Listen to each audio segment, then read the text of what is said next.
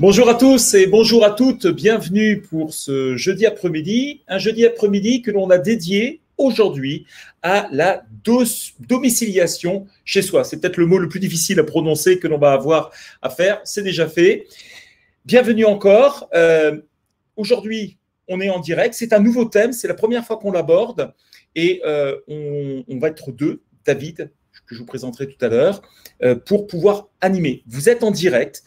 Enfin, nous sommes en direct surtout, vous l'êtes également, vous allez pouvoir poser absolument toutes vos questions et à la fin de ce webinaire, hop, vous recevrez le replay directement sur le mail avec lequel vous êtes inscrit sur ce Livestorm. Bienvenue encore à ce webinaire.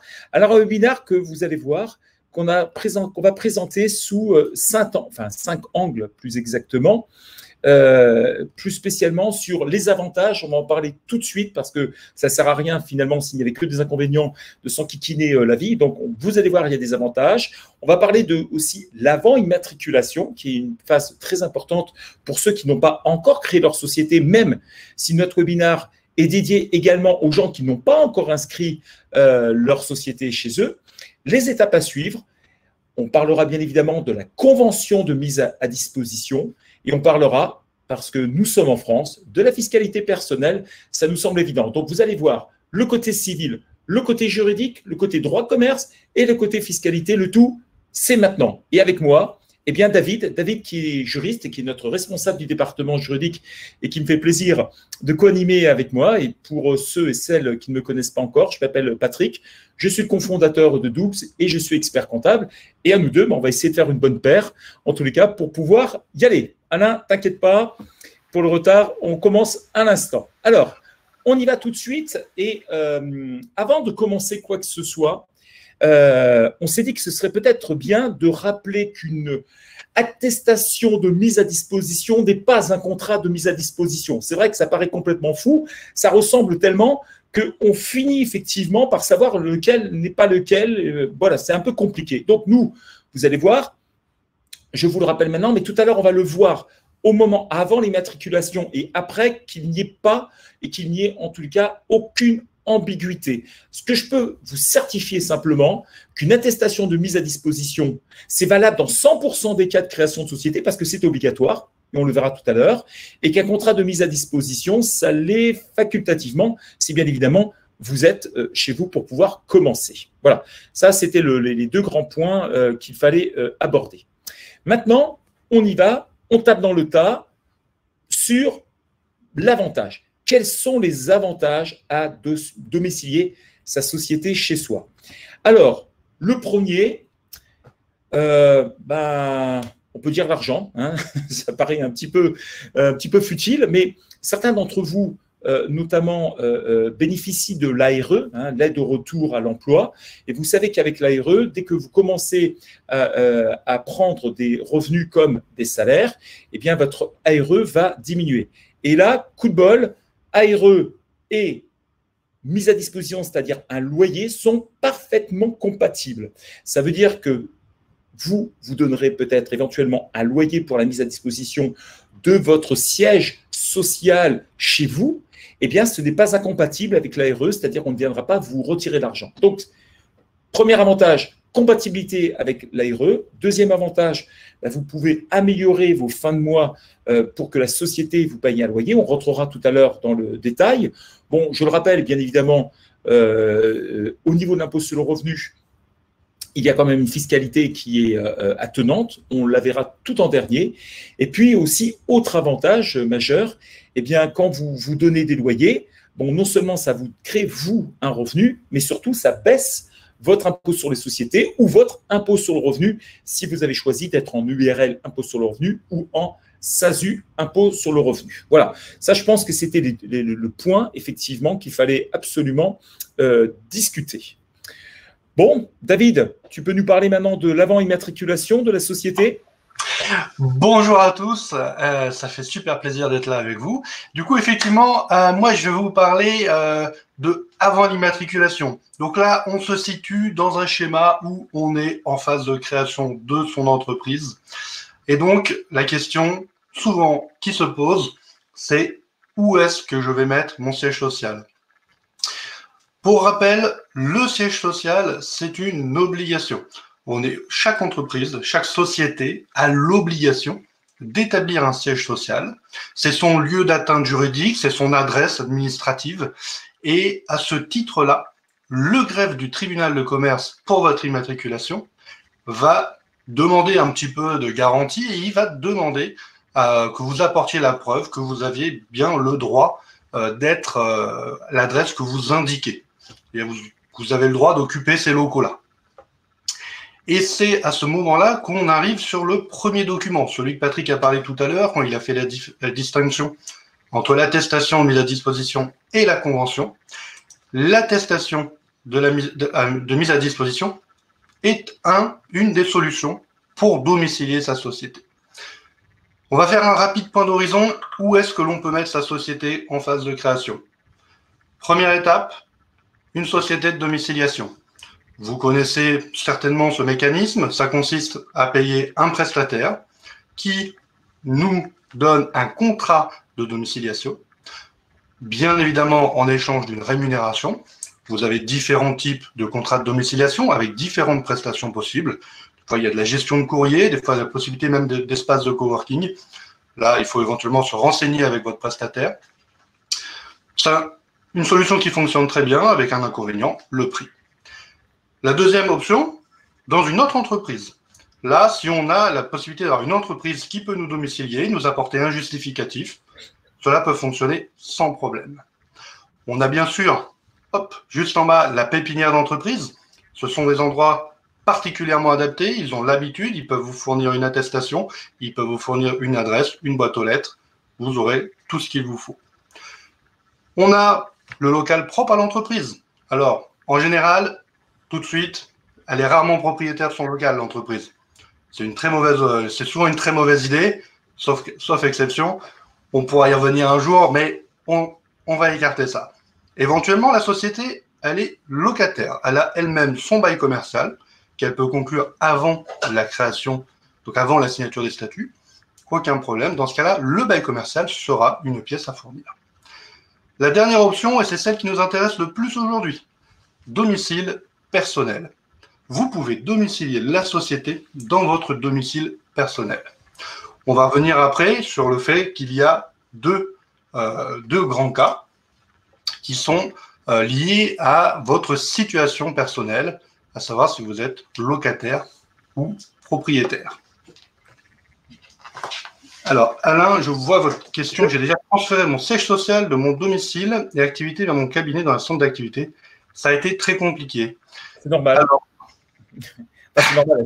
Non, mais c'est terrible, David. Mais on doit quand même rappeler que ce n'est pas le transfert de siège social n'est pas jugé comme une activité primordiale et immédiate pour le greffe du tribunal de commerce. En fait, ils ont des ordres de priorité et donc, par définition, le greffe du tribunal de commerce s'occupe systématiquement des créations de sociétés et quand ils n'ont pas suffisamment de temps, eh bien, ils délaissent tout le reste. Voilà, c'est aussi simple que cela et c'est la raison pour laquelle ça peut prendre du temps et ça peut parfois être compliqué pour un certain nombre de choses.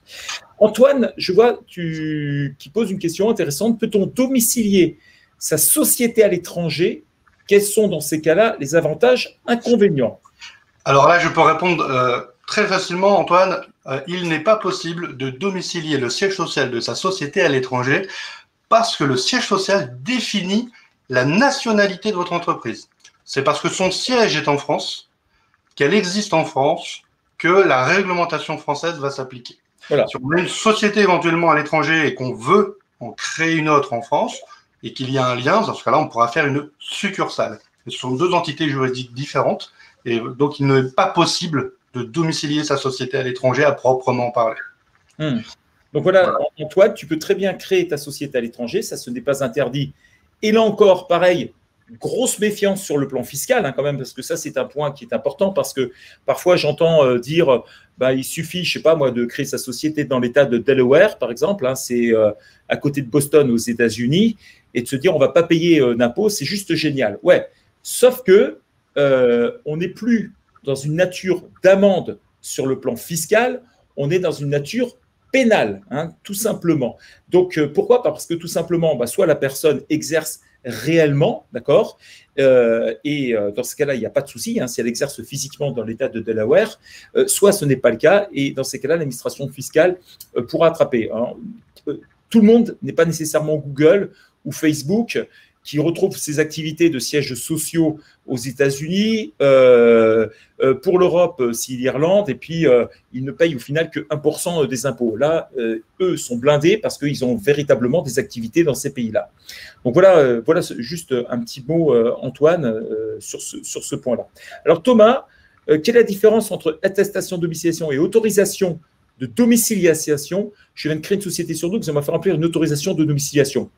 C'est la même chose. C'est vrai. C'est vraiment ces deux noms différents pour expliquer, pour parler du même document. Globalement, l'attestation de domiciliation, c'est un document qui autorise la domiciliation. Les deux noms sont valides. On va dire qu'il n'y a pas un exemplaire type du document. On peut très bien, on est relativement libre dès lors que les mentions que l'on va voir juste après apparaissent bien sur ce document. Ouais. Et Alain qui rajoute effectivement sur sa difficulté de transfert du siège social que le SIREN n'a pas encore été modifié à l'ancienne adresse et que sans des impôts se fie à leur information. Alors, le SIREN ne sera jamais modifié, Alain, qu'on soit tout à fait d'accord. Hein, ces 9 chiffres ne seront jamais modifiés. Ce qui va changer, c'est les 3 chiffres qui viennent après, le SIREN, qu'on appelle NIC, NIC, et qui correspond, quand on fait ces 9 plus 3 qui font 12 chiffres, qui correspond au SIRET, avec un T, comme Théodore. Et donc, c'est cela en fait, qui va changer, c'est ton numéro SIRET, mais ton SIREN ne sera pas modifié. Juste ce petit point.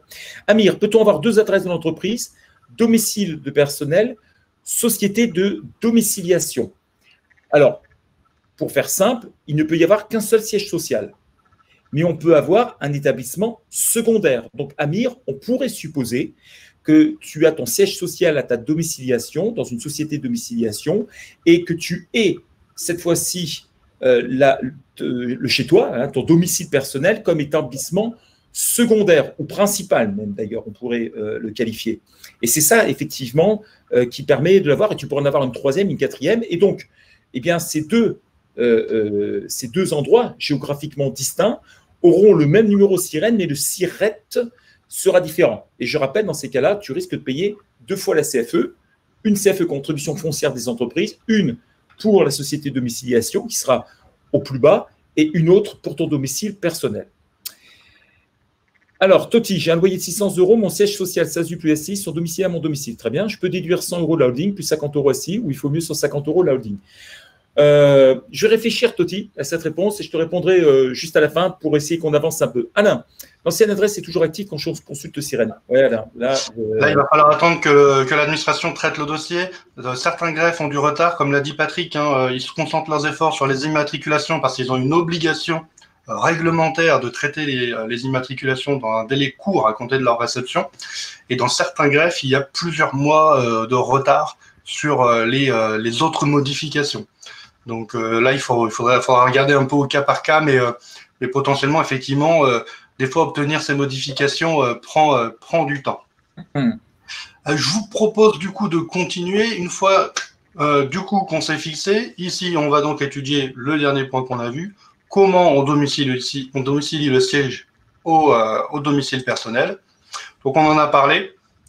Il nous faut un justificatif, et ce justificatif, c'est l'attestation de mise à disposition ou autorisation de domiciliation. Les deux, c'est la même chose, aucun problème avec ça. Qu'est-ce que l'on doit mettre dans cette autorisation? Sachant que là, les mentions qu'on vous évoque, nous, l'objectif, c'est que votre autorisation soit validée par le greffe du tribunal.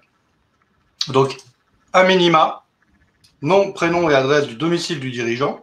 Donc ça, c'est le dirigeant qui va mettre à disposition son domicile. Le nom et la forme juridique de la société. Donc, la dénomination sociale que vous avez choisie. Donc, ensuite, SASU, SARL en fonction de votre forme. L'adresse de domiciliation, donc du siège. Les coordonnées du propriétaire. Ensuite, bien sûr, ce document doit être daté et signé par le propriétaire. J'insiste d'ailleurs là-dessus. Les statuts de votre société ne peuvent pas être signés à une date antérieure à cette date de signature de cette autorisation. Mm. Pour quelle raison? Parce que pour signer les statuts et donc déclarer d'une certaine manière que votre siège social est à l'adresse que vous indiquez, vous devez déjà avoir le droit d'y mettre votre siège social. Et donc, tant que cette attestation n'est pas signée, en soi, on ne devrait pas pouvoir signer les statuts. Donc, c'est cet ordre-là qu'il faut respecter. Bien sûr, on peut signer tout en même temps. Il n'y a aucun problème avec ça. Dernier point très important, l'autorisation ne se suffit pas à elle seule. Le greffe du tribunal vous demandera toujours un justificatif de domicile au nom du propriétaire. Ça, c'est très important. Donc, si par exemple le propriétaire a une SCI, la déclaration sera remplie par la SCI et le justificatif au nom de la SCI. Donc, ça peut être une facture EDF, très classiquement. Ça peut être également une photocopie recto verso de la taxe foncière, un justificatif qui fonctionne bien. Bien sûr, le justificatif doit être récent, donc moins de 3 mois pour une facture. Ça, ce sont les dates habituelles que vous avez l'habitude de rencontrer dès lors qu'on parle de justificatif de domicile. Voilà. Voilà globalement pour cette attestation, la manière de la compléter. Alors, je voulais reprendre la main sur le bon à savoir. Le bon à savoir, en fait, il y a un point auquel il faut faire attention et auquel souvent on oublie. Eh bien, tout simplement, c'est en matière d'assurance. Pourquoi? Parce que l'assurance de son domicile, il est personnel. Et à partir du moment où vous allez héberger votre siège social chez vous, eh bien, il peut arriver des problèmes. C'est-à-dire que vous pouvez aussi inviter un client, il peut se blesser dans ces cas-là à votre siège social, qui est votre domicile, hein, je rappelle. Il peut y avoir aussi des vols d'ordinateurs, d'écrans. Il peut y avoir également du stock qui peut être brûlé ou autre chose. Et nous, on vous recommande systématiquement d'en parler à votre assureur en demandant soit une extension de votre professionnel, donc de votre situation personnelle, soit carrément de refaire un nouveau contrat professionnel qui va englober et la professionnelle et la partie particulière. C'est bête, généralement ça coûte 0 de plus ou pas grand-chose. Et s'il arrive un pépin, alors si ce n'est pas grand-chose, vous en remettrez, hein, il n'y a aucun souci. Mais s'il y a vraiment quelque chose de très important qui se passe, je vous garantis que les assureurs feront tout pour se désengager de cette situation si vous ne les avez pas prévenus et si vous n'avez pas signé quelque chose d'autre. Donc voilà le point qui est le plus important à prévoir et honnêtement, beaucoup de gens oublient ce genre de détails. Autre point également, et c'était David qui m'avait donné cet exemple, et je le reprends, vous pouvez très bien, alors que vous habitez, je ne sais pas moi, dans un immeuble, créer le siège social de votre boucherie chez vous, à votre domicile, mais pour autant, vous êtes bien d'accord, vous n'allez pas faire une boucherie chez vous et vous ne pourrez pas stocker, par exemple, des carcasses de viande. Vous ne réceptionnerez pas non plus les clients qui viendraient pour acheter 1 kilo de gigot. Et tout ça, en plus, il ne pourra pas y avoir de changement de destination des locaux, c'est-à-dire que si vous avez des locaux d'habitation, ce n'est pas parce que vous avez exercé votre activité de siège social à l'intérieur que ça deviendra pour autant une activité professionnelle. Et puis, vous ne pouvez pas vous prévaloir de statut de baux commerciaux, ça ne fonctionnera pas. Hein, notamment, tout à l'heure, il y avait une question, est-ce que je peux louer alors que je suis locataire? Oui, mais pour autant, effectivement, si demain, vous vendez votre activité à quelqu'un d'autre, eh bien, vous ne pourrez pas lui transmettre ce bail de location en disant bah, c'est bon, c'est un bail commercial. Donc, vous comprenez-nous bien, en tous les cas, que ce n'est pas parce que vous pouvez exercer chez vous que pour autant, vous aurez les prérogatives d'un bail commercial. Voilà. Bon, on commence les étapes en tant que locataire. Allez, allons-y, je reprends la main. Du coup, je vous l'ai déjà un petit peu dit tout à l'heure, on a parlé, il existe en réalité 2 situations principales selon votre situation personnelle. Si vous êtes locataire ou si vous êtes propriétaire. On va tout de suite étudier cette première option, c'est lorsque l'on est locataire. Lorsque l'on est locataire, on a 2 choix en réalité qui s'offrent à nous au moment de la création de la société. Dès lors qu'on est locataire, l'autorisation, comme on l'a vu juste avant, il faut les coordonnées du propriétaire et la signature du propriétaire. Cela signifie 2 choses, qu'il faut lui demander son autorisation et l'obtenir. À partir de là, on voit tout de suite les deux choix vers lesquels on va s'orienter. Soit vous obtenez l'autorisation du propriétaire. Dans ce cas-là, on va pouvoir immatriculer la société avec l'autorisation complétée signée par lui et son justificatif, comme on l'a vu avant. Deuxième possibilité, on n'obtient pas de réponse ou une réponse négative, ou même on ne souhaite pas demander à son propriétaire l'autorisation de mettre le siège social. Nous ne sommes pas bloqués dans cette situation. Si on n'obtient pas l'autorisation ou qu'on ne souhaite pas la demander donc au propriétaire ou au syndic de copropriété, on peut quand même procéder à l'immatriculation, mais nous allons être limités à une durée maximum de 5 années.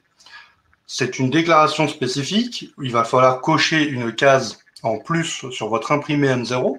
L'imprimé M0, que je rappelle, est donc le CERFA qui sert à demander l'immatriculation de la société au greffe du tribunal. Et donc, le greffe du tribunal est informé que vous avez l'autorisation de mettre vos sièges à cet endroit que pour une durée de 5 ans.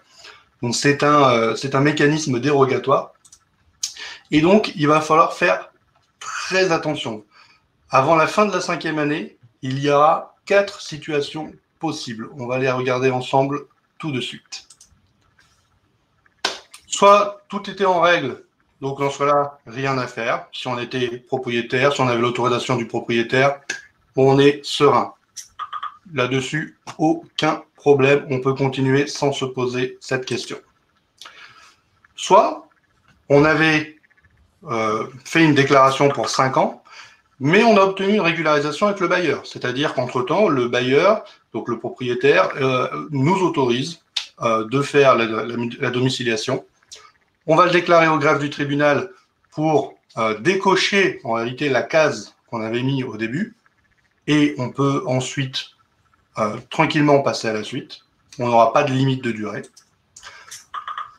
Soit on change d'adresse, c'est-à-dire qu'au bout de 5 ans ou avant les 5 ans, on change d'adresse et donc on n'est plus contraint par notre première déclaration sur la domiciliation du siège social. Par contre, attention, ça veut dire que sur la nouvelle adresse, potentiellement, on aura la question à se reposer. Si on est propriétaire, locataire, comment on veut domicilier le siège? Donc la question se reposera potentiellement, mais là, on ne pourra pas recocher la case pour 5 ans. On sera obligé d'obtenir une autorisation ou un justificatif valide pour le greffe. C'est uniquement pour les 5 premières années qu'on peut exercer cette option. Donc c'est important, au moment où on veut déménager le siège de la société, de prévoir tout de suite où on va le mettre et quel justificatif on pourra fournir. Dernière option, malheureusement, je ne vous le souhaite pas. L'objectif justement de ce webinaire, c'est de faire en sorte que cette option n'arrive pas. Si on oublie de régulariser, qu'on ne change pas d'adresse, le greffe du tribunal, comme on a coché la case qui nous permet de lui indiquer qu'on n'avait que 5 ans de domiciliation, peut décider de faire une radiation d'office du registre du commerce et des sociétés, auquel cas votre société n'est plus immatriculée au RCS, et donc elle n'existe plus juridiquement. Très honnêtement, ça c'est vraiment le point qu'il faut éviter, c'est la catastrophe. La société n'existe plus, vraiment il faut essayer de tout faire. Ce qui va se passer en pratique, c'est que le greffe du tribunal, s'il souhaite faire ça, il va vous envoyer un courrier recommandé dans lequel il va vous dire, vous arrivez à la fin, vous avez atteint la fin du délai de 5 ans de votre domiciliation provisoire à votre domicile personnel. Le greffe du tribunal vous laisse un délai de 15 jours pour régulariser votre situation. Si jamais vous recevez ce courrier, il faudra vraiment être très réactif pour trouver une solution pour régulariser. Vous êtes des chefs d'entreprise, vous savez que trouver un local en 15 jours, ça va être très sportif. Donc, il vaut mieux essayer d'anticiper au maximum ces choses-là. En pratique, effectivement, il y a des greffes du tribunal dans lesquelles c'est peu actif, le contrôle est faible. Mais il y a eu des précédents et il y a déjà eu des radiations de ce type-là qui ont été prononcées. Donc, vaut mieux prévenir que guérir et comme ça, vous dormirez sur vos 2 oreilles. OK.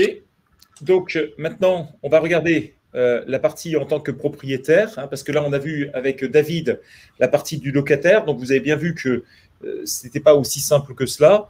Bah, au niveau quand vous êtes propriétaire, bah, c'est beaucoup plus cool parce qu'il n'y a pas besoin de notifier à qui que ce soit que votre domicile va héberger votre société. Et du coup, je n'ai plus de problème, puisque là, il n'y a pas de durée maximale.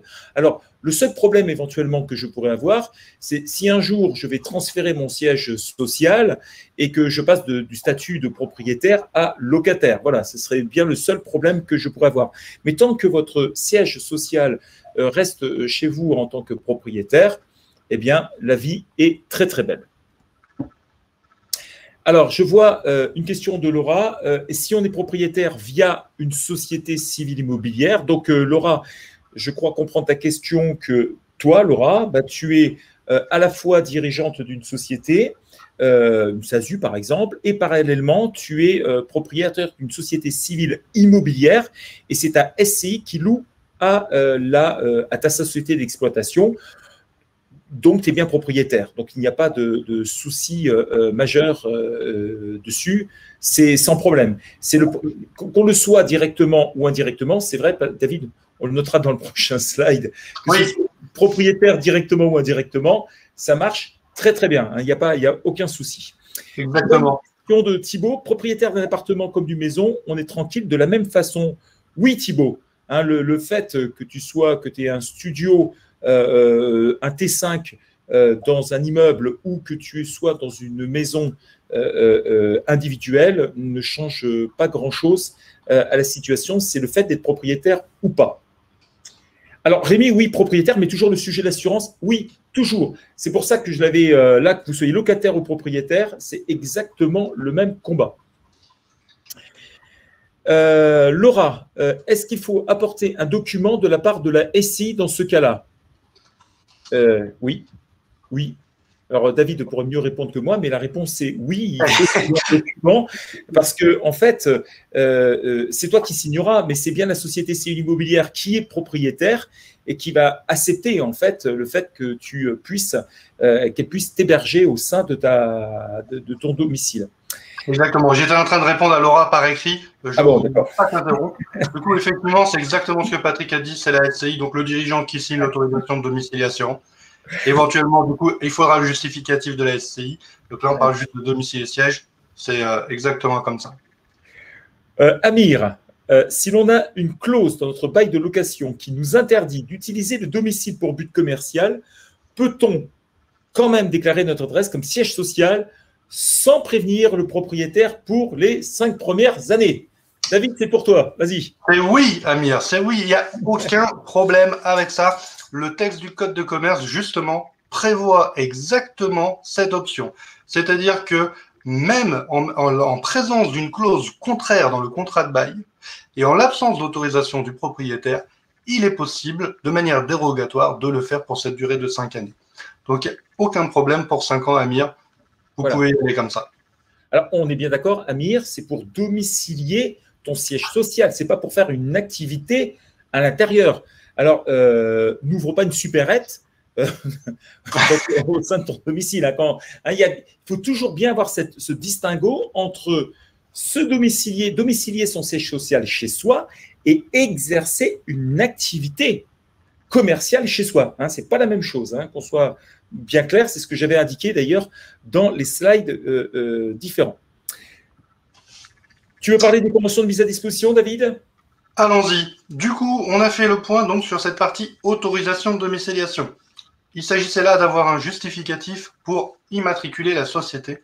La convention de mise à disposition vient répondre à un autre intérêt qui est, d'un point de vue du droit civil, de faire un contrat de location entre le dirigeant, propriétaire ou non, de mettre à disposition une partie de son local à disposition de la société. Comment on va procéder? Eh bien, on peut le faire à titre gratuit, c'est-à-dire que la société ne paye absolument pas de loyer. Dans ce cas-là, on va faire un contrat où on va préciser que c'est à titre gratuit. On peut également le faire gratuit, mais avec des frais. On va revenir tout à l'heure sur les frais que l'on peut imputer, mais classiquement, ça va être les charges habituelles que l'on peut rencontrer, frais d'électricité, eau, Internet. On reviendra tout à l'heure sur les quotes-parts. Et le dernier point, le plus important, la convention de mise à disposition peut être à titre payant. C'est-à-dire que la société va vous verser un loyer qui vous fera donc un revenu, ce que vous a indiqué tout à l'heure Patrick, et une charge déductible de l'impôt pour votre société. Donc, un intérêt multiple. C'est là, par contre, vraiment, l'idée, c'est de mettre à disposition une partie du local pour exercer une activité. On n'est pas sur juste mettre une adresse de siège social. Alors, Rémi, on va y revenir. Ouais. Effectivement. À quoi faut prêter attention? Eh bien, Rémi a pris un peu les devants sur nos slides, mais effectivement, il faut faire attention à un certain nombre de règles en fonction de si vous êtes propriétaire, locataire, si vous habitez en appartement, si vous habitez dans une copropriété, si vous êtes dans une maison. Tout cela va avoir un impact, mais on va tout vous dire. La première chose, les règles d'urbanisme. Attention, vos habitations sont déclarées d'un point de vue de la réglementation et donc des règles d'urbanisme de la commune comme des biens d'habitation. Ce qui signifie que demain, il n'est pas possible d'avoir une activité commerciale à 100% dans ce local. Le local ne doit pas devenir un local commercial parce que cela contreviendrait avec la destination du bien dans les règles d'urbanisme.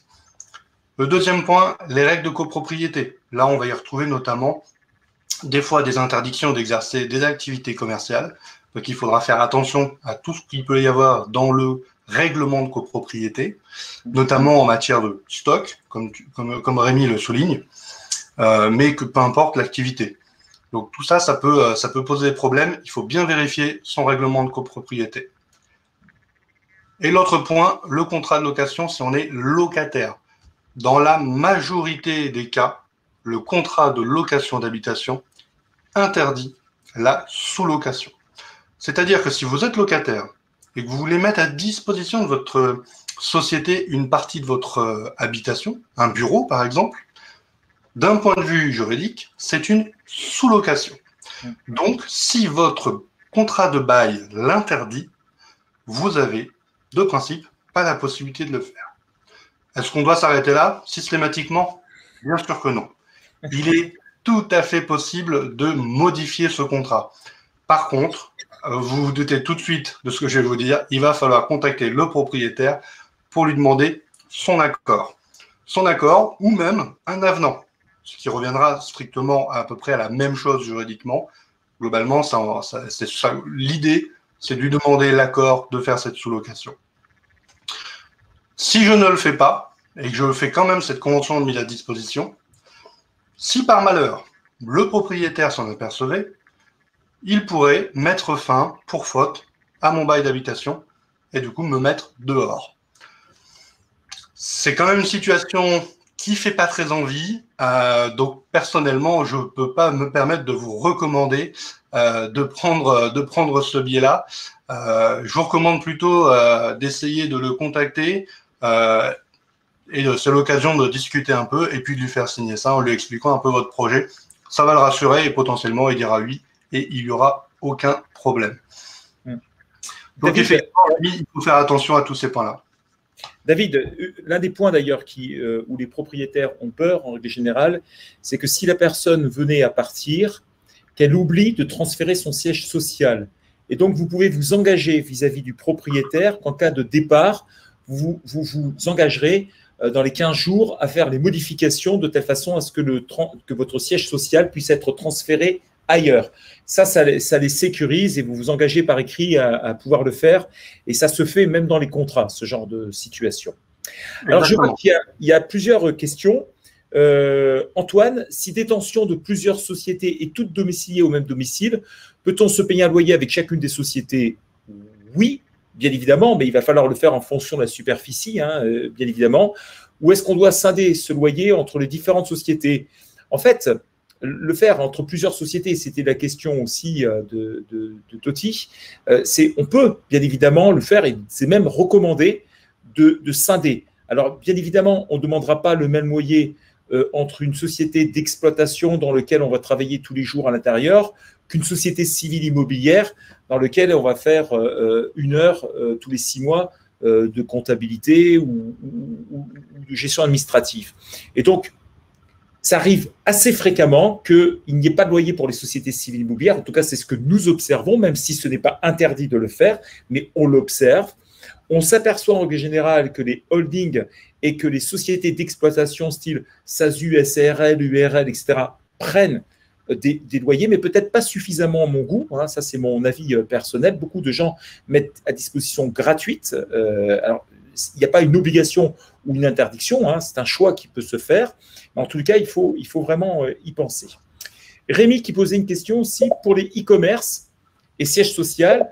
Du coup, stock et activité à domicile proprio, pas de souci. Alors, Rémi, la vraie, alors, il faut comprendre en fait que les règlements de copropriété, en règle générale, pourquoi est-ce qu'ils interdisent qu'on entrepose des stocks, etc. Pour une raison simple. En fait, ils se disent dans le règlement de copropriété qu'ils ne veulent pas avoir de nuisances qui soient liées, par exemple, à des camions qui n'arrêtent pas de venir mettre des colis à droite, à gauche, et dans lequel l'ascenseur va être utilisé de façon permanente, où il va y avoir 30 ou 40 personnes qui vont arriver par jour pour voir, et du coup, ça pourrait, je dirais, mettre un terme à la quiétude de la copropriété. Et c'est pour cela que là, ça pourrait soulever une difficulté, Rémi, sur ce point-là.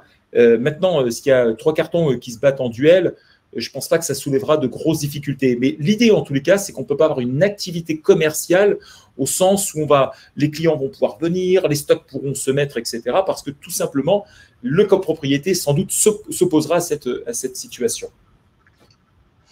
C'est tout à fait ça, exactement, Patrick. Samir qui a également une question. Est-ce que vous devez passer par un juriste ou un comptable pour produire la convention de mise à disposition? Alors non, c'est un document qui peut être rédigé par vous sans difficulté. Par contre, il faudra être très vigilant dans la rédaction pour s'assurer de la validité du document. Et si un jour vous avez un contrôle, notamment un contrôle fiscal, que vous puissiez l'opposer de manière valable à l'administration fiscale. Voilà. Donc, pas d'obligation particulière, mais assurez-vous que cela comprenne bien toutes les mentions, ce qui me permet de faire une transition sur la suite. La convention de mise à disposition, il faut la mettre en place dès lors qu'on va avoir des flux financiers. C'est-à-dire que si on va avoir des remboursements de frais, du loyer, c'est très important parce que cette convention sera la pièce justificative à produire, notamment l'administration fiscale, si jamais vous avez un contrôle. Donc, ça permet vraiment de vous prémunir au maximum. Vous la faites une fois et vous êtes tranquille. Et effectivement, Samir, chez Dougs, on peut vous aider sur ce genre de prestations et ça nous fera un grand plaisir de pouvoir vous donner tous les conseils et d'intervenir pour vous. On va tout de suite, du coup, voir un peu le contenu de ce contrat de mise à disposition. Dans les grandes lignes, bien sûr, on va retrouver l'importance de désigner les locaux de manière relativement précise, pour qu'il n'y ait pas d'ambiguïté. Également, la superficie, c'est-à-dire tout à l'heure, on a parlé même en cas de plusieurs sociétés. Très important, si on fait plusieurs conventions de mise à disposition entre différentes sociétés, de bien définir la superficie et l'espace à louer à chaque société, puisque c'est ça qui va aussi permettre de déterminer le loyer qu'on va faire peser sur chaque structure. Donc, très important de bien renseigner ces éléments-là. La durée de la mise à disposition. En général, on part sur des conventions de 1 à 2 ans renouvelables parce que ça suffit, comme c'est vous et vous. En général, il y a assez rarement de litiges entre vous-mêmes, sauf cas rare, auquel cas on n'est pas compétent sur ces questions-là. Ça ressort, c'est le domaine médical. Les obligations respectives des parties. Donc là, même si c'est vous et vous, on va tout de suite préciser que la société s'engage à payer le loyer, qu'elle s'engage à respecter les locaux, à entretenir les locaux, à maintenir l'état des locaux en bon état. Donc, on va prévoir des clauses qu'on retrouve globalement classiquement en matière de location. On peut également prévoir une clause résolutoire. Par exemple, si la société ne peut plus payer, ça peut être un garde-fou. Voilà, on va pouvoir prévoir donc les échéances pour le loyer, le montant du loyer, les charges qui sont pris en charge justement par la société en fonction de quelle clé de répartition. On prendra également la peine de rappeler le règlement intérieur et toutes les particularités qui peuvent éventuellement concerner les locaux. Donc, c'est pas exhaustif comme liste, ce sont les principales choses à prévoir. Après, il faut adapter au cas par cas. Et c'est là peut-être que c'est le plus intéressant de vous rapprocher d'un juriste ou de votre comptable pour faire le point avec lui. Et il pourra vous dire si votre projet est valide ou s'il faut envisager des modifications. Alors, je reprends la main pour parler en pratique comment ça se passe pour un locataire. Alors, vous allez voir, c'est des conseils très pragmatiques, hein. La première, c'est de faire démarrer votre contrat dès votre immatriculation, hein. Ça a l'air bête, mais autant le faire tout de suite. Alors, comme vous avez fait en plus pour votre immatriculation une mise à disposition, eh bien, autant démarrer tout de suite par un contrat de mise à disposition dès l'immatriculation, c'est-à-dire que si vous rentrez le 15 janvier, vous allez démarrer votre entreprise au 15 janvier, vous faites démarrer le 15 janvier. Si ça démarre le 30 juin, vous faites démarrer le 30 juin. Ça, je pense que c'est le premier grand conseil à donner. Inutile, effectivement, d'attendre. Si vous êtes décidé, autant le faire tout de suite. Deuxième point, eh bien, de façon, alors j'ai représenté un double mètre, soit vous devez d'ailleurs commencer par calculer la superficie totale de votre domicile et puis après de déterminer quelle est la superficie que vous allez utiliser pour votre société. Alors, j'avoue que c'est devenu de plus en plus complexe aujourd'hui parce que à quoi ressemble un bureau aujourd'hui? On ne sait pas très bien. Ça peut être soit vous avez une pièce qui est dédiée véritablement, soit vous utilisez un salon, une cuisine ou autre chose pour pouvoir travailler. Et donc, d'un point de vue prorata, si vous voulez, ce qu'on observe, c'est qu'en règle générale, un maximum de 30 à 40%, ça va. C'est-à-dire que l'administration ne reviendra pas spécialement dessus. Alors, bien évidemment, quand je dis ça, entre le Parisien qui va se retrouver avec 12 mètres carrés en superficie totale de son domicile et quelqu'un qui se retrouvera peut-être dans le Périgord pour d'ailleurs le même tarif que le studio du Parisien avec 300 mètres carrés, j'exagère bien évidemment dans ce que je dis, mais c'est peut-être pas complètement faux. On n'aura pas ce maximum de prorata 30-40%. Voilà. C'est juste effectivement pour vous donner un ordre d'idée à partir du moment où soit vous avez vraiment quelque chose qui est vraiment pile poil, c'est votre bureau et vous pouvez faire un métrage précis, soit vous ne savez pas parce que vous utilisez un peu votre appartement comme bon vous semble, et en ces cas-là, pensez à faire un prorata maximum 30 à 40%. L'autre point également qu'il va falloir faire, c'est faire le point de toutes les charges, l'eau, l'EDF, les charges collectives, en fait.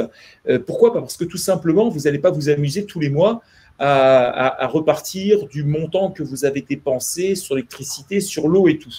Et à partir du moment où vous avez fait cela, eh bien, vous allez pouvoir vous avoir comme, on va dire, comme idée que si, par exemple, je rappelle, hein, là, on est locataire, eh bien, que le montant du loyer et les charges vont être répartis en fonction de la superficie utilisée. Hein, il n'y a pas d'autre possibilité, entre parenthèses, c'est la plus normale. Hein, on se dit, tiens, l'eau, l'électricité, etc., c'est en fonction de la superficie du logement. C'est celle dans laquelle vous serez le plus dans vos bottes le jour où s'il devait y avoir un contrôle fiscal.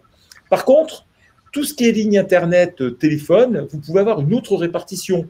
Parce que si vous bossez chez vous avec la ligne Internet, il y a de fortes probabilités que sans doute ce ne soit pas 20 ou 30% de votre temps que vous utilisiez Internet pour des raisons professionnelles, mais très certainement 60 ou 70% du temps. Donc, c'est ça auquel il faut vraiment avoir, c'est de bien distinguer toutes ces charges et de le faire en fonction de la superficie, et toutes les autres qui sont liées directement à votre travail, autant carrément le faire en fonction d'une répartition différente. Et puis, si vous voulez passer un stade supérieur, dans ces cas-là, c'est carrément la ligne Internet et le téléphone, c'est le mettre au nom de votre société. Comme ça, au moins, vous pourrez récupérer la TVA et ce sera beaucoup plus simple. J'ai vu la partie locataire, on va aborder la partie propriétaire. Bon, pour le propriétaire, la grosse différence, c'est qu'il n'y a pas de loyer, quoi, tout bêtement. Et donc, ce que je conseille dans ces cas-là, c'est d'avoir une idée de ce qui peut se pratiquer ailleurs si on reprend un loyer. par exemple, voir ce qui se passe dans les espaces de coworking, notamment si on est à Lyon ou si on est à Paris. Et si vous êtes en province, il y a toujours des espaces de coworking. En tout cas, il y en a de plus en plus. Et voir pour des superficies à peu près équivalentes, eh bien, quel est le loyer qui se prend. Alors, ce que je conseille, encore une fois de plus, parce que vous n'allez pas revenir tous les 6 mois pour savoir quel était le prix, le jour où vous avez quelque chose, vous avez trouvé, je ne sais pas moi, sur le Bon Coin, sur une publicité ou autre chose, faites un copier-écran faites un copier-coller de votre écran, gardez effectivement ou imprimez si vous avez envie cela de telle façon à ce que si un jour il devait y avoir un contrôle fiscal, qu'on ne remette pas en cause le montant du loyer que vous avez pris en tant que propriétaire. Vous pourrez dire, attendez, moi je me suis calé dessus, et là on ne pourra pas vous le reprocher. Donc voilà, c'est un point qui est quand même très important dessus. Je vois qu'il y a une question, Ségolène, qui pose comme question, est-ce que le contrat peut être rétroactif? Alors, effectivement. Ouais, juste un petit mot, Ségolène, quand tu parles de rétroactivité, est-ce que c'est rétroactivité au sein d'un même exercice comptable ou est-ce que c'est rétroactif avec, je ne sais pas moi, 3 ans de différence? Tu veux en parler, David? Oui, c'est exactement ce que j'allais dire. On a les 2 questions donc de Ségolène et de Alain qui se recoupent. Donc effectivement, ça dépend de combien de temps. Si c'est pas trop loin et c'est dans le même exercice comptable, on peut regarder pour régulariser la situation sans prendre spécialement de risques. Donc, oui. Et puis, David, je rajoute un point qui est quand même très important, c'est qu'il n'y a pas besoin de faire de mouvement financier pour avoir un loyer. Un truc tout bête, sur Doux, si vous prenez un loyer, vous allez enregistrer en note de frais dans le mois concerné le montant du loyer. Et il n'y aura pas de mouvement financier, il y aura simplement ce qu'on appelle une inscription en compte courant d'associé et le montant de la charge sera bien pris en compte. Donc, il n'y a aucun problème, Ségolène. Et Alain, pareil. Voilà. Pour l'exercice comptable précédent, c'est plus délicat puisque votre comptabilité est close sur cet exercice-là et ça remettrait complètement en cause la comptabilité. Donc là, c'est plus compliqué. Alors, Alain, en fait, le danger, c'est ce qu'on appelle l'indépendance des exercices. D'accord? En fait, le principe de la fiscalité, c'est que chaque exercice comptable doit avoir ses propres charges. Donc, Alain, dans l'absolu, si tu venais à faire un rattrapage, entre parenthèses, alors ça ne veut pas dire qu'il ne faut pas le faire au premier jour de l'exercice concerné, mais si tu faisais un rattrapage, le risque en cas de contrôle fiscal, c'est qu'il dirait que le montant du loyer qui a été déduit de la société, en fait, eh bien, n'est pas le bon parce qu'il aurait dû être rattaché à l'exercice précédent. Voilà, c'est le seul risque. S'agissant de l'argent qui arriverait dans ta poche via le compte courant, par contre, là, il n'y aurait pas de problème. En fait, l'administration remet en cause les charges, mais jamais les produits. Ça, c'est normal. Ça leur fait un petit peu plus d'impôt au passage. Laura, qui pose une question concernant les frais à déduire. J'ai compris que les frais de chauffage, sinon EDF, exemple fuel, alors oui, ça peut être du fuel, ne peuvent pas être déduites. Est-ce vrai? Concernant les frais à déduire, non, tu peux. Alors, on a pris l'exemple d'EDF mais j'aurais pu prendre l'exemple de GDF, le gaz, enfin, il y a d'autres prestataires, ou du fuel. Ça peut fonctionner à partir du moment où ces charges ont servi à héberger, enfin, à être dans la location, en tout cas, ça fonctionne parfaitement. Donc, Laura, aucun problème. Bon, voilà. OK. Juste avant qu'on passe à la slide suivante, Patrick, je voulais également ajouter, parce que tout à l'heure, j'ai oublié d'y penser, si jamais vous êtes plusieurs associés dans votre société et que vous faites une convention de mise à disposition avec un seul des associés, un des intérêts d'avoir mis ça par écrit, c'est aussi de vous prémunir de tout litige entre associés. Ça peut être une manière de bien clarifier les choses également entre vous pour maintenir un bon ménage. On est bien d'accord. Je vais aborder la partie fiscalité. Une partie fiscalité en 2 temps, soit en tant que locataire. Alors, c'est un peu compliqué, je l'avoue. Et en fait, il faut distinguer d'un côté si vous louez des locaux nus, d'accord, ou si vous louez des locaux meublés. Si vous êtes en locaux nus, eh bien, cette activité est considérée, c'est très compliqué, je l'avoue, comme du micro BNC, d'accord? Ce n'est pas du revenu foncier. Et dans ces cas-là, c'est une sous-location avec une imposition sur 70% des loyers. Vous louez 100, eh bien, vous serez imposé sur 100, mais avec un abattement de 30%, donc ce sera sur 70% des loyers que vous serez imposé. Donc, le connu, hein, je rappelle, c'est vous mettez à disposition un espace nu. Ça signifie que, par exemple, si vous avez besoin d'un bureau, alors soit vous vendez votre bureau à votre société, soit vous achetez un bureau, des bureaux, une chaise, une table, effectivement, par le biais de votre société. Ou vous pouvez louer aussi ce qu'on appelle des locaux meublés. Et dans ces cas-là, ce sera une activité dite commerciale. Vous remarquerez que ce n'est toujours pas des revenus fonciers, hein, au passage. Et dans ces cas-là, c'est du micro-BIC avec une imposition sur 50% des loyers. Donc voilà très exactement quels sont le principe quand vous êtes locataire. Alors, je pense que beaucoup de locataires oublient, hein, tout simplement de le déclarer, hein, mais c'est le principe en tout cas sur le plan fiscal. Maintenant, si vous êtes propriétaire, eh bien, il y a trois solutions. Soit vous louez des locaux nus, et dans ces cas-là, ça se découpe en deux. Donc, vous voyez, locaux nus, dans ces cas-là, vous pouvez choisir du micro-foncier. Ça y est, on y arrive enfin au foncier. Et dans ces cas-là, vous êtes imposé sur 70% des loyers. Soit vous décidez que ce ne sont pas des micro-fonciers, ou tout simplement parce que vous avez déjà un montant qui dépasse les 15 000 € de loyer au sein de votre foyer fiscal. Et dans ces cas-là, ça devient du foncier.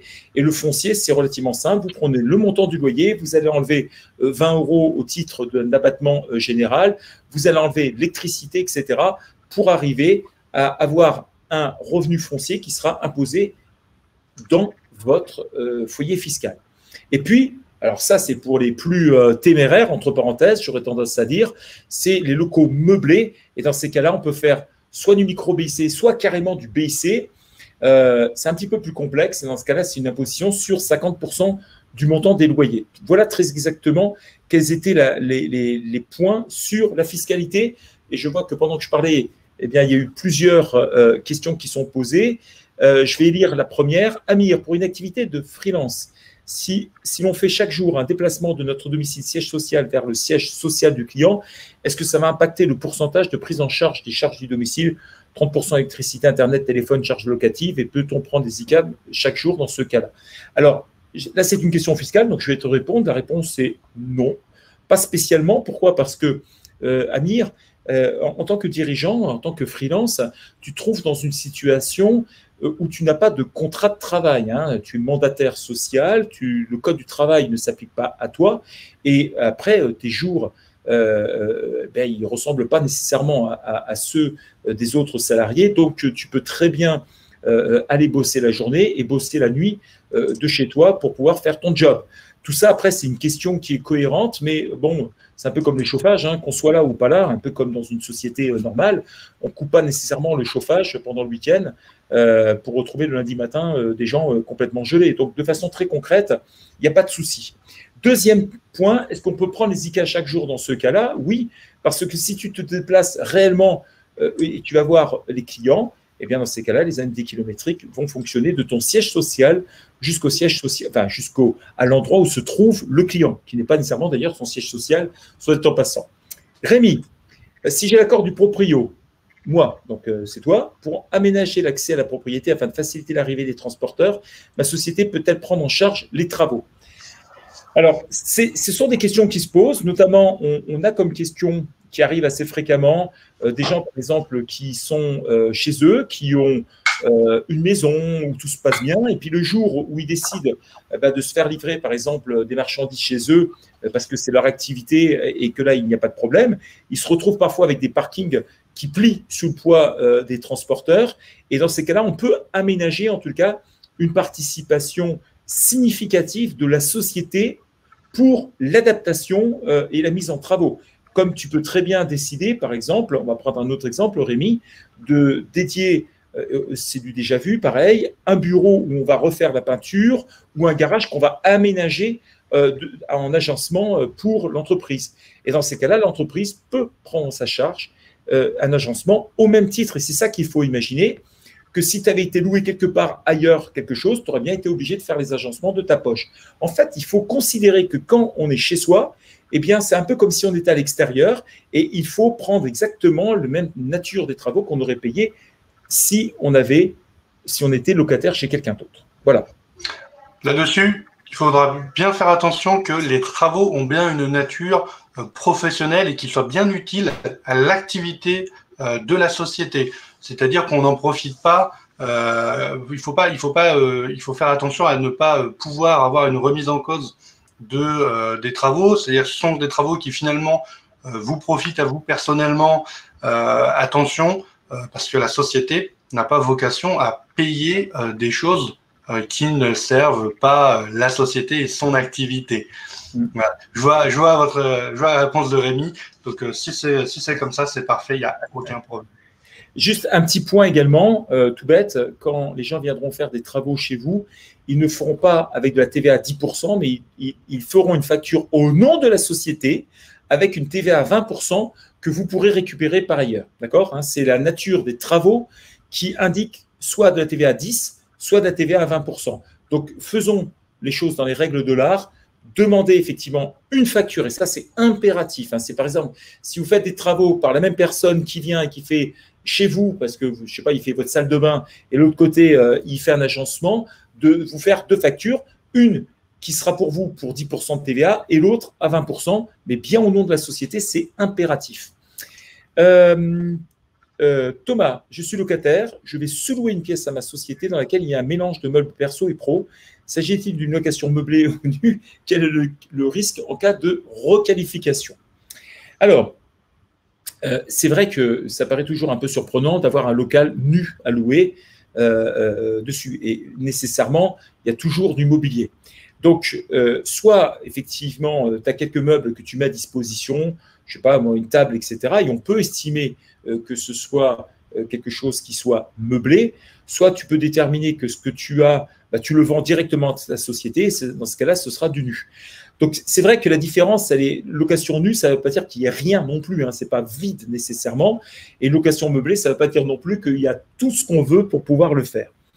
Et s'il y a un problème en cas de requalification, eh bien dans ces cas-là, ce serait en ces cas-là une remise en cause de la déclaration. Il y aurait un nouveau calcul qui serait effectué, mais la différence serait tellement faible que le montant fiscalement en jeu est véritablement hyper petit, parce qu'on est en train de parler de 10% de pénalité sur une différence de quelque chose. Je ne suis même pas sûr, d'ailleurs, soit en passant, Thomas, même que tu aurais quelque chose. Antoine, qui marque une point de correction LMNP, location meublée non professionnelle, je suppose que c'était par rapport à mon slide précédent. Si c'est ta question, Rémi, non, excuse-moi, Antoine, dessus, la réponse est oui, c'est bien ça. C'était LMNP. Et je rappelle le LMNP, soit on le fait en LMNP tout court, on fait ce qu'on appelle une 2031 non professionnelle, soit on fait une déclaration micro LMNP, et dans ces cas-là, ça reste dans la déclaration d'impôt sur le revenu 2042. Voilà. Et Amir, c'est quoi un micro BIC? C'est ça exactement. C'est quand tu te trouves à micro BIC, au lieu de faire une déclaration fiscale professionnelle 2031 qui nécessite souvent l'intervention d'un expert comptable, le micro BIC te permet en fait, dans une déclaration de ta 2042, eh bien, tu as un endroit où tu peux mettre des chiffres liés au micro BIC. Voilà, c'est une cédule, c'est une catégorie d'imposition très exactement. Voilà.